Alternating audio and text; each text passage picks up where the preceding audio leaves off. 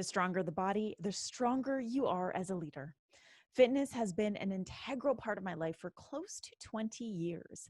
It's helped me heal physically, emotionally, and spiritually. And in recent years, it's greatly improved my leadership. In this episode, I share more about my fitness journey, the science behind building reps, the 4 components of your well-being, and how devotion to fitness can really, truly make you a better leader. Now, if you have any questions about this episode or you want to share your takeaways or share your fitness journeys with me, please shoot me a text message at 1-781-336-0160. Just remember to mention the episode number 189. That number and more will be in the show notes. And if you dig this podcast and you want to receive weekly leadership advice, then please join my email community at rubyfremon.com/subscribe. Now, whether you're a loyal thought leader or a brand new listener, please take a moment right now to download a few episodes and drop a rating and review on iTunes. If you've already done that, thank you so much. I am seeing and reading all the reviews and loving them. I appreciate you for listening. And of course, ask that if you dig this podcast, please share it with a friend and help me get this podcast and this message to more leaders around the world. Now it is time to talk about how fitness can make you a better leader.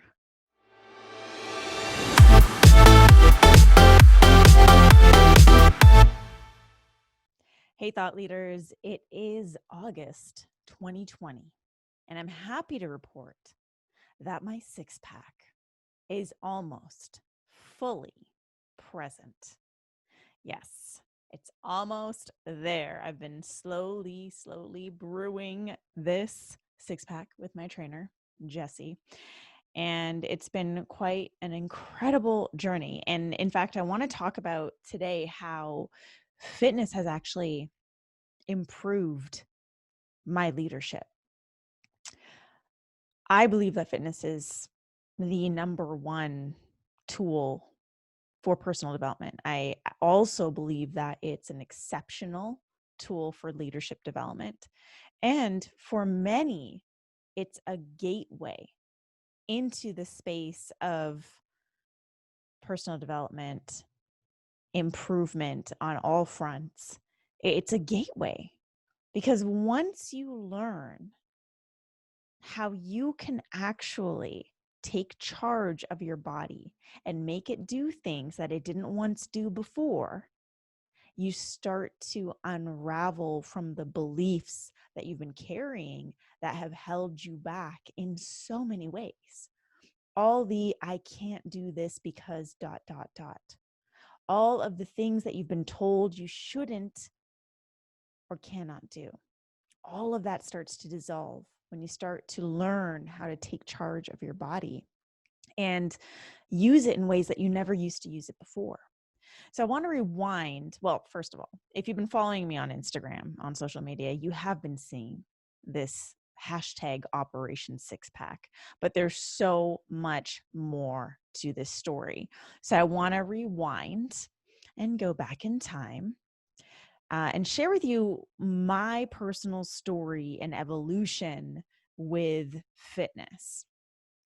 So it all really began in 2003. Prior to 2003, I had always, well, I shouldn't say always, actually. I think it was around the age of,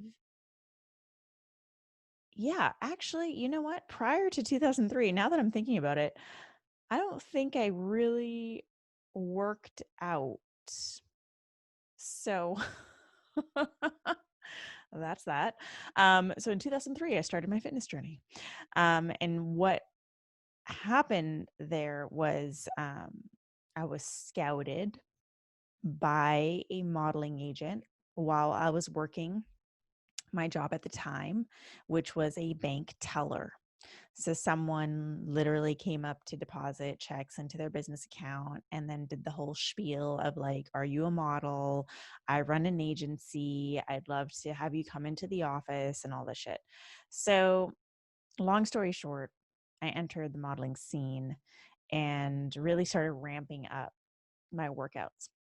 But in 2003, I wouldn't say I was unhealthy in with my relationship with working out, but it was a little on the extreme side.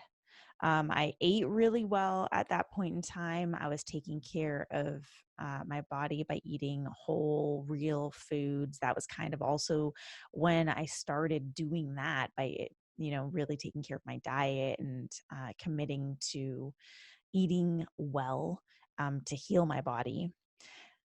And so when I started working out, I really got into it. I really loved it. It gave me something that I felt was missing in my life. It gave me space to just be on my own, to think. It helped me blow off steam, which helped me dive deeper into my thoughts to free up my creative energy. And it also offered me an opportunity to challenge myself in ways that I had never, ever challenged myself. That was when I started first working out with a trainer. And I remember that trainer. I mean, this feels like lifetimes ago. And for some of you listening, um, oh my God, some of you listening, this might even be the year you were born. Holy shit, I am fucking old. Okay, so 2003, I digress. 2003. And that was when I first started working out with fitness trainers, and I had a one-on-one trainer, and he was amazing. I don't remember his name, but he had me doing things that I never thought in a million years I'd be able to do. I went from being the girl who would use the elliptical and attend spin classes in the morning and do some of the machines to being that girl who was literally doing bicep curls while standing on a balance board. Okay. And I could do that. I did. In fact, he had me doing everything on a balance board: squats, um, tricep, bicep, like everything. I had impeccable balance during those years.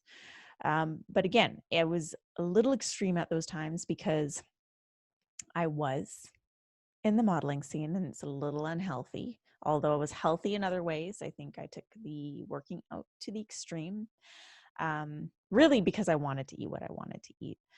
So I would make up for it by working out 6 days a week for about an hour and 20 to an hour and 30 minutes a day. Like I would literally spend 45 minutes of that workout on cardio and then the rest of the time on weights and like 20 minutes just doing abs.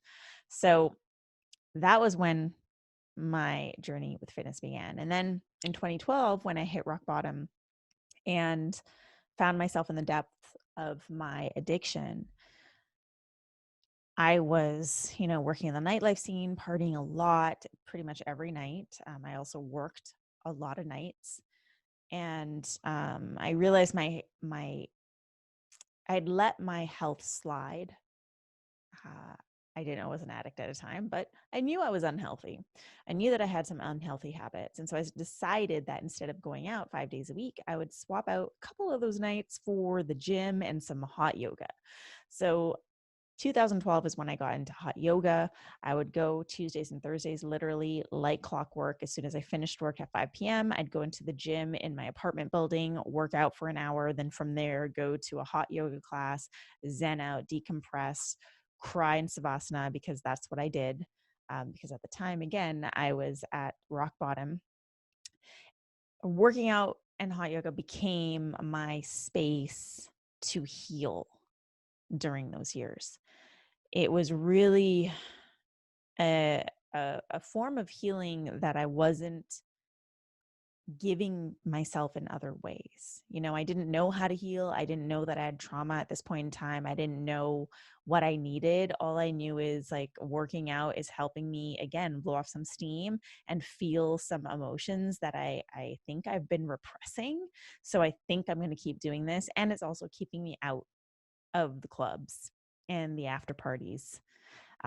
So let me keep doing this. And that's what I did at that time.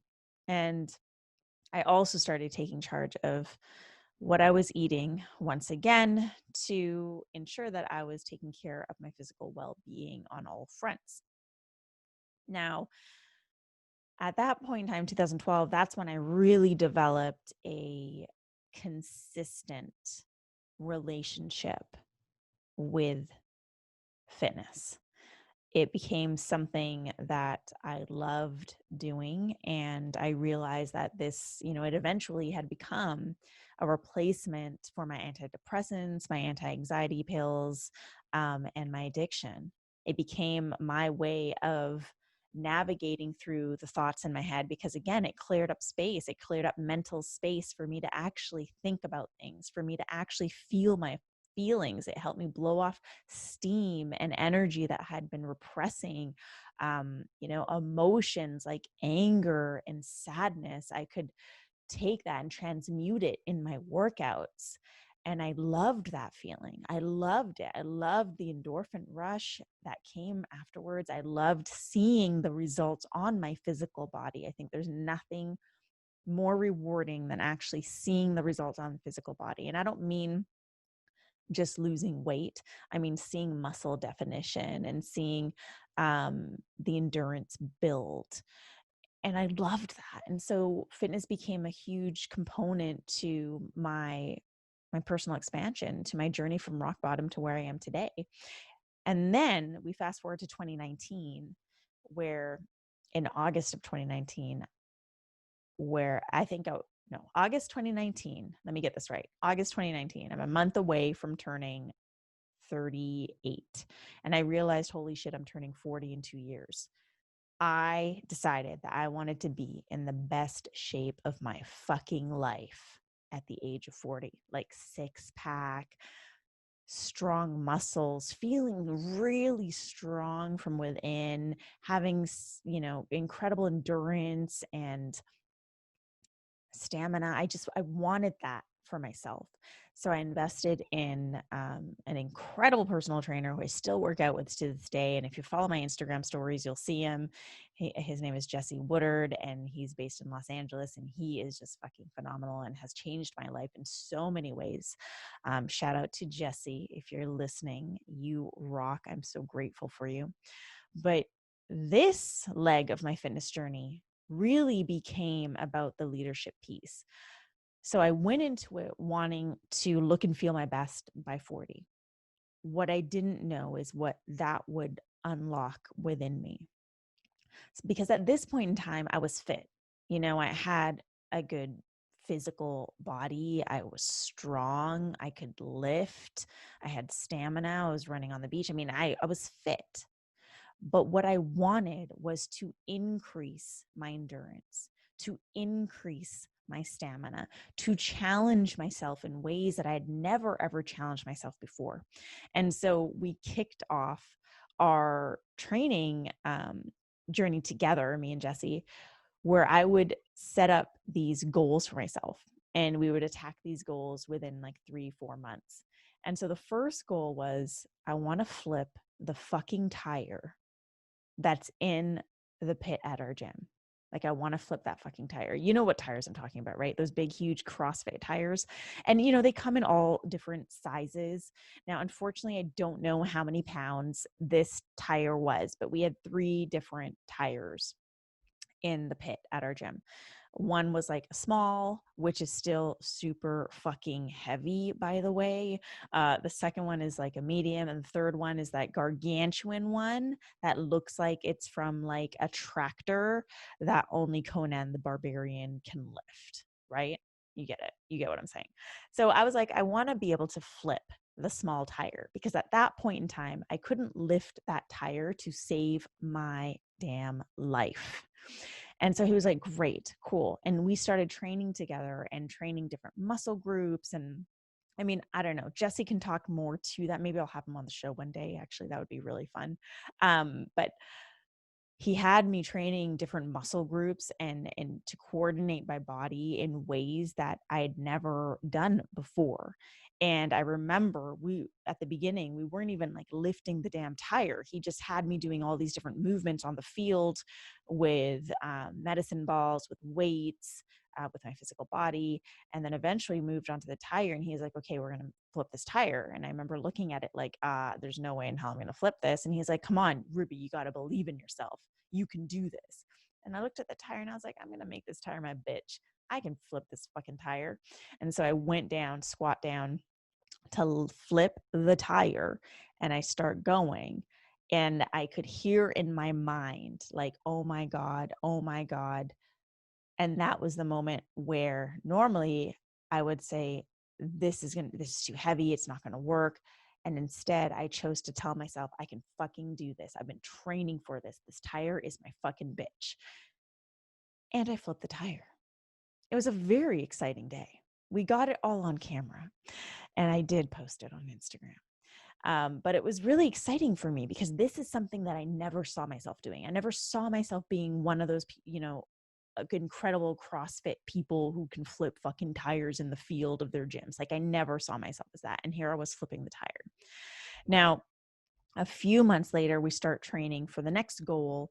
And that goal was like, I want to do pull-ups because I couldn't, for the life of me, pull myself up, not even a fucking inch. Like, I would hold onto the bar and hang, and he would say, okay, pull yourself up. And I'd be like, I am pulling. That's literally how weak my upper body strength was. So we started working on that. And I remember midway through all of that, we're in the field and he's like, hey, we haven't flipped a tire in a while. Let's flip a tire. And I was like, cool. And it was the end of my workout. I'm like, I'm super tired. Like, I don't know if I'm going to be able to do this. And he was like, Ruby, come on, believe in yourself. You can do this. You've done this tens of times before. Like, you can do this. And I looked at the tire and I was like, yeah, remember, this tire's my bitch. I can do this. So I squat down. This is the end of my workout. I'm super exhausted. I squat down. I lift the tire, I flip the fucking tire. And he high fives me and he's like, Ruby, that was the medium tire. And I stood there in a state of shock for probably like 10 seconds. Like, whoa, wait, what? I flipped the medium tire? And yeah, I did.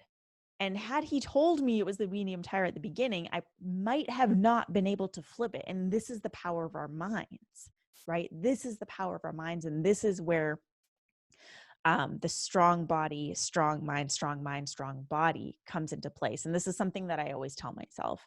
I use this hashtag a lot on social media too. The stronger the mind, the stronger the body. The stronger the body, the stronger the mind. They work hand in hand in any order. So the stronger your mindset, the stronger your body becomes. If you're trying to flip a tire and you're telling yourself in that moment, I'm not going to be able to flip this tire. This tire is too damn heavy. I can't do this. You will for sure not fucking be able to flip that tire. However, if you look at the tire, you say, I'm going to make this tire my bitch. I'm going to flip this tire. And you've been training to do this. You're not just coming off the street, never having flipped a tire, breaking your back, not that. But you've done everything to get yourself to that state. And now you're telling yourself you're going to be able to do this. You will do it. This is the power of the mind. And then vice versa. The stronger the body, the stronger the mind. So the more I started to see these results in myself physically, whether it's through my physical body and getting more cut or getting more defined or getting more ripped, or it was through my stamina, my speed, my endurance, my ability to run further, faster, for longer, it didn't matter. I just knew if I could do this, then I can do anything. So the stronger the body, the stronger the mind. And this is what I've learned through my fitness journey. And this is why it's impacted my leadership in such a positive way. I believe that well-being is a way of life, right? It's a choice. We either choose to be well or we choose to be unwell. And the choice to be unwell is an unconscious one. And I say this with compassion and love, because I too have been someone who has battled a lot of physical ailments, who has battled a lot of health conditions, who has battled things like fibromyalgia, which people suffer from and with for their entire lives. Yet here I am without any symptoms. I had rheumatoid arthritis, yet here I am without any symptoms. there are so many things that I've been able to heal within my body because I've decided that I can heal it. Again, strong mind, strong body, strong mind. And this is why I believe that our physical vessels, our physical well-being, fitness plays such an important role in our ability to lead. Now, you can be more devoted to your excuses, right? Or you can be devoted to your well-being. Yet most people are more devoted to their excuses than they are their well-being. I mean, look at what's happening during COVID. This is a time when you really ought to be taking care of your well-being times 10, right? There's a virus in the air. We understand that the stronger the immune system, the stronger ability to fight this virus, just like any other virus. So why not use this time to strengthen your immune system? And yes, working out and taking care of your physical health will do that. End rant. Now, back to what I was talking about. I just had to slide that in just in case someone needed to hear that. Fitness is amazing because it's all about getting in the reps, right? You hear about reps in fitness. We do sets, we do reps. Repetition is huge in fitness, and repetition is the key to building new muscles, right? You don't build a six-pack overnight. You don't gain muscles you don't gain biceps by doing one set of bicep curls. No, it's the reps. It's doing it over and over and over again. So repetition is the key to building new muscle memory, to building new muscle, to building strong habits, right? The more you do something, the more it becomes a habit. Getting in the reps is also the key to creating and building new neural pathways. So retraining your mind to believe, to think differently. And this is why it plays such an impact in your role as a leader. So for me, leadership really comes down to who you be. You've probably heard me say this before. It's all about who you're being. It's not about what you're saying, preaching, doing, pretending to be, saying you're doing whatever it is. It's not about any of that shit. It's about who you're being. It's about who you be. And who you be really comes down to four things. It comes down to your mental well-being, your emotional well-being, your physical well-being, and your spiritual well-being. And the thing that encompasses and supports all of these things is fitness. So fitness supports your mental well-being by training you to create these new neural pathways, because you're showing yourself in the moment through muscle memory, through repetition, what you're actually capable of, dissolving prior stories and beliefs about what you're capable of, and in exchange, creating new ones. Fitness supports your emotional well-being by releasing those amazing things called endorphins that help you feel really fucking good, right? This is our natural happy pill. And the more you work out, the more you release this. And it also helps you release stress at the same time, right? You can channel your anger and frustration in fitness as well. So if you're feeling a lot of anger, a lot of frustration, a lot of nervous energy, a lot of anxious energy, you can channel that into your workout and transmute it into something different, transmute it into strength. And it's amazing because you see that, you feel it, you experience it right then and there. Fitness also supports your physical well-being. Obviously, we know how. I mean, it helps you build strong body, strong muscles, shed fat, feel good, feel light, feel fast, right? And I truly believe that fitness supports your spiritual well-being, because it almost like creates space in your mind to just be, present. It's like all those thoughts that are cluttering your mind during the day, in a workout, they just disappear. And you can't help but be fully present.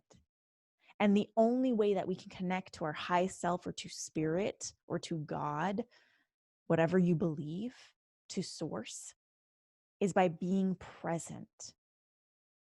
And so that's how I see fitness supporting our spiritual well-being. So for me, fitness isn't just about fitness. It's not about losing weight. It's not about building muscle. It's not about building endurance. I mean, it's about all of those things put together, but really it's a devotion to the physical body. I believe that we are spirits living in a physical body.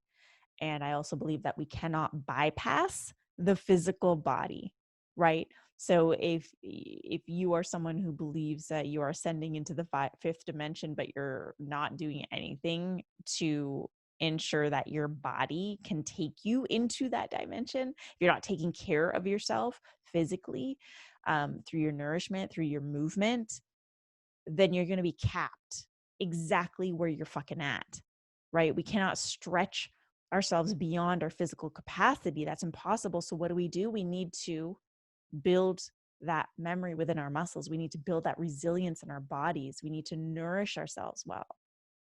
And that in turn is going to improve your leadership, because it's going to help you, you know, focus on who you're being versus the image that you're creating.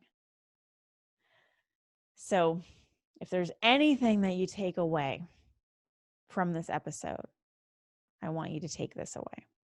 The stronger the mind, the stronger the body. The stronger the body, the stronger the mind. I encourage you as a leader, I encourage you to devote yourself to your mental, emotional, physical, and spiritual well-being. And one way to do that is through your own physical journey, your own fitness journey, whatever that looks like, whatever you want it to look like. It doesn't have to look like mine, right? I love mine. It's pretty fucking awesome. It can look like mine if you want it to. And if you're in LA, you can hit up my trainer for some sessions, but it doesn't have to look like mine. It has to, fitness needs to be something that you enjoy doing. That's how we devote ourselves to it. It needs to be something that makes you feel good, ultimately, right? It needs to be a way for you to connect with your body, a way for you to be present, a way for you to ground yourself, a way for you to activate what needs to be activated within yourself, a way for you to tap into your potency and then share that with the fucking world. I mean, fitness is a gateway for all of those things. I truly, truly believe it. So yeah, if there's anything that you take away, take that away. Strong body, strong mind, strong body. Now, I would love to hear about your fitness journeys and how you think they've impacted your role as a leader. And if you are someone who has yet to really embark on one, you can hit me up and let me know what's really getting in your way, right? Let's talk about that shit. Let's unpack that shit. Let's get you on your own fitness journey so you can unlock new levels of your leadership. So hit me up via text message. Remember to include this episode number, episode 189. Text me 1-781-336-0160. That number is also in the show notes. Text me and let me know how fitness has impacted your leadership. And if you're not on your fitness journey, what's really holding you back? Let's jam about that. Thank you so much for joining me for another episode of Today's Thought Leader, where I'm challenging you to activate the leader within. Yeah, activate through activating your body. Just thought I'd slide that in. So be sure to download a few episodes and drop a rating and review on iTunes. And if you like this episode, please share it with a friend. I would love your support in getting this podcast to more eyes and ears. So thank you, thank you, thank you. And finally, let's connect on social media. My handle is @IamRuby. And the places that I love the most in terms of where you can actually get a hold of me via DMs are Twitter and Instagram. So hit me up on Twitter and Instagram @IamRuby. And then finally, make sure you check back on Monday for a brand new episode of Today's Thought Leader. Thank you, leaders. Catch you next time.